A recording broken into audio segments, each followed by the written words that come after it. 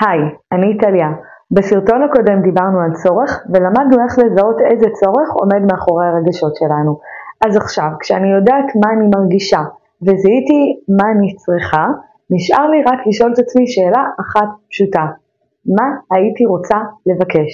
כלומר, מה אני רוצה לבקש מהאחר שיעזור לי למלא את הצורך שלי. עכשיו שימו לב, יש כאן תנאי. בקשה צריכה להיות 1. חיובית, 2. ספציפית ו3. בשפת פעולה. למשל, אם אני אומרת, אני לא רוצה שתחזור הביתה מאוחר, סביר להניח שזה לא יעבוד. למה? כי כשאנחנו שומעים לא, אנחנו שומעים איסור ולא הבנה. אז איך כן? למשל, הייתי רוצה שתבלה לפחות ערב אחד בשבוע איתי ועם הילדים.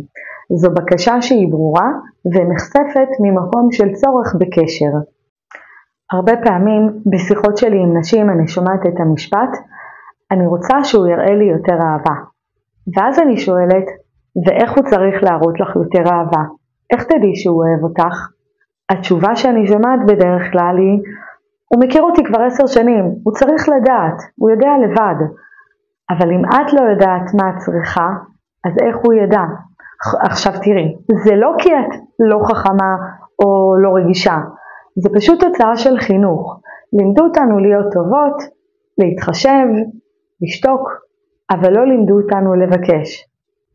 והאמת, ככל שנהיה ברורות יותר עם מה שאנחנו רוצות, כך גדל הסיכוי שאנחנו באמת נקבל את זה. אבל יש עוד חלק אחד שחשוב להבין. איך נתפסות הבקשות בצד השני?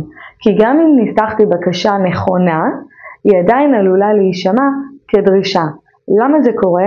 כי אם הצד השני מרגיש שבמידה והוא לא יענה לבקשה, הוא יענש או יואשם או יבוקר, אז הוא לא באמת מרגיש שיש לו בחירה.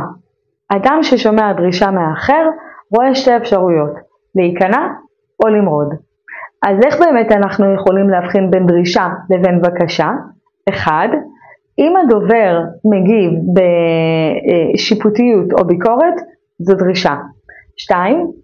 אם הדובר מגיב בהאשמה ומטיל את האשמה לצד האחר, זו דרישה. 3. אם הדובר מגיב בחמלה לצורך של האחר, של האדם שעומד מולו, זו בקשה אמיתית. נניח שאני אומרת לבן הזוג שלי, אני רוצה שתחבק אותי יותר, ואם הוא לא עושה את זה, אני מגיבה ואומרת, אתה רואה? אתה אף פעם לא רגיש אליי. ברגע הזה, הבקשה הפכה לדרישה. כי כשאני מגיבה בשיפוטיות או בביקורת, אני לא מאפשרת לו את הבחירה החופשית. תקשורת מקרבת בודקת איך אני מגיבה כשלא נענים לצרכים שלי. אם אני מגלה אמפתיה כלפי הצורך של האחר, אז הוא לגמרי בקשה. כשאנחנו באמת רוצות שיתוף פעולה ולא ציות, אנחנו גם לומדות לדבר את האמת שלנו וגם לראות את האחר שעומד מולנו.